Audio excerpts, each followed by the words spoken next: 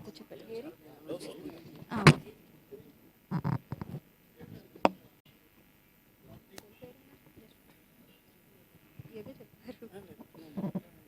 నేను భయపడ్డానండి. ఇక్కడ ఏ భరణం ఎవరో అంటారు, నిమిషమే టైం ఇచ్చామని కంగారు పెట్టేసి ఏం మాట్లాడాలో ఏం మాట్లాడలేదో తెలియక కంగారు పడతామని 4 మాటలు రాసుకొచ్చాను, అది చదివేద్దామని. అది చదవడానికి ముందు ఏం మాట్లాడగలనో ప్రయత్నిస్తాను. ఇక్కడ ఎవరు లేరు, భరణలు లేరు కాబట్టి ఇంకా రాలేదు.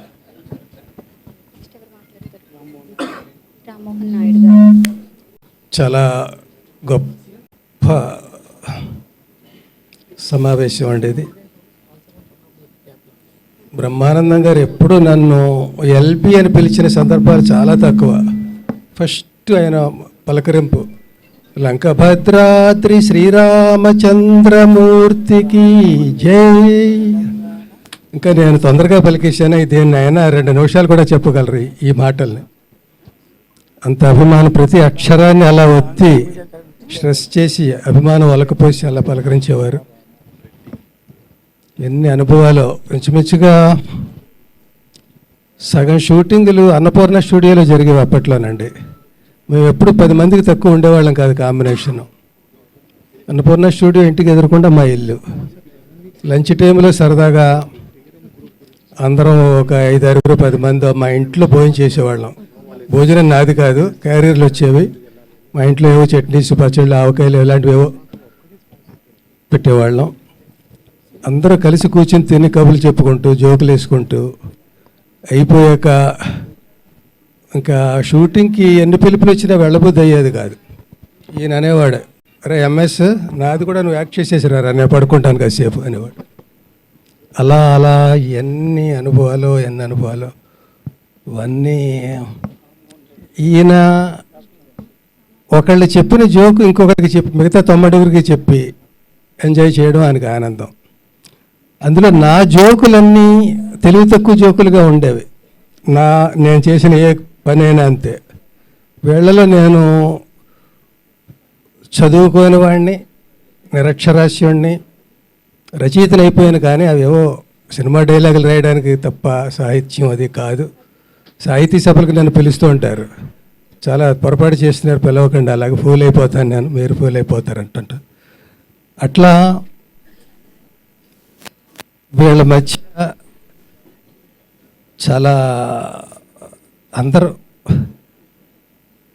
వాళ్ళ సాహిత్యం కానీ వాళ్ళ బ్యాక్గ్రౌండ్ కానీ, ఈయనది ఒక శైలి, భరణిది ఒక శైలి, ధర్మవరానికి ఒక శైలి, ఇలా ఏబిఎస్, ఇట్లా అందరూ ఎవరికి వాళ్ళే, ఎవరి రంగంలో వాళ్ళ నిష్ణాతులు.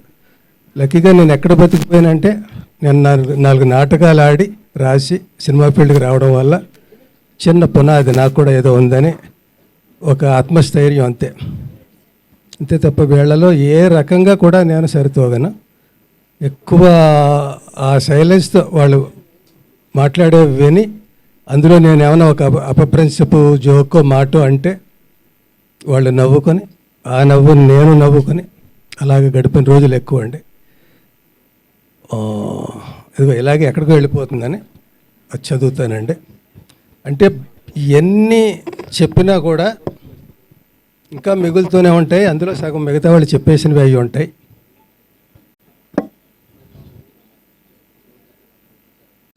దయచేసి ఎవరు స్క్రిప్ట్ ఇవ్వలేదు, నేనే రాసుకొచ్చాను రైటర్ని కాబట్టి నేను రాసింది నేనే చదవాలి. అయితే ఒక్కటేంటంటే, నువ్వు మాట్లాడితేనే బాగుంది, రాసింది చదివితే ఇంకా అసహ్యంగా ఉంది అనుకోకండి. అందరికీ నమస్కారం అండి. ఈ మధ్యన ఫంక్షన్స్కి రావాలంటే భయంగా ఉంది. కారు ఆగి దిగుతుండగానే జనం చుట్టుముట్టి వయసు 70 వచ్చి కొంచెం కాళ్ళ నొప్పులు వచ్చి నడకలో చిన్న తేడా వచ్చినా సెల్ ఫోన్స్ గన్స్లా ఎక్కువ పెట్టేసి షూట్ చేసేసి ఈ నటుడిని గుర్తుపెట్టారా, చూడండి పాపం ఎలా అయిపోయాడో, నచ్చితే లైక్ చేయండి, కామెంట్ చేయండి, షేర్ చేయండి, నానా బేభత్సం చేసేస్తున్నారు. దెబ్బ తగిలితే రక్తం కారక రసం సాంబార్ కారుద్దా అన్నట్టు 70 ఏళ్ళు వచ్చాక నొప్పులు, కాళ్ళ నొప్పులు, కీళ్ళ నొప్పులు కాక కాన్పు నొప్పులు వస్తాయా?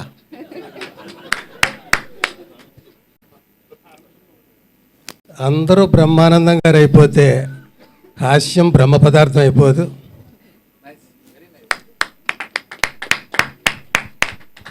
అర్ధ శతాబ్దం, దాదాపు 1500 సినిమాలు, పోటీ నలుగురు మధ్య అయినా, 40 మంది మధ్య అయినా, రాబోయే ఇంకో 80 మంది మధ్య అయినా, తరతరాలతో తలబడిన తరగని చరిష్మా. అది థియేటర్కల్ సినిమా అయినా, ఓటీటీ అయినా, టీవీ అయినా, సెల్ ఫోన్ అయినా, సోషల్ మీడియా అయినా, ఈవెంట్ అయినా, యాడ్ అయినా, మీమ్స్ అయినా, ఏదైనా ఎక్కడ చూసినా ఆయనే ఆయనే. ఆయనతో నటించని నటుడు లేడు, ఆయన నటించని సినిమా లేదు, ఆయన నటించిన పాత్ర లేదు, అసలు ఆయన నటించక్కర్లేదు, అసలు ఏం చెయ్యక్కర్లేదు, ఆయన కనిపించక్కర్లేదు, జస్ట్ ఆయన గుర్తొస్తే చాలు నవ్వు వచ్చేస్తుంది. ఒక్క మాటలో బ్రహ్మానందం గారు ఒక అపురూపం. ఆయనది ఒక హాస్య విశ్వరూపం.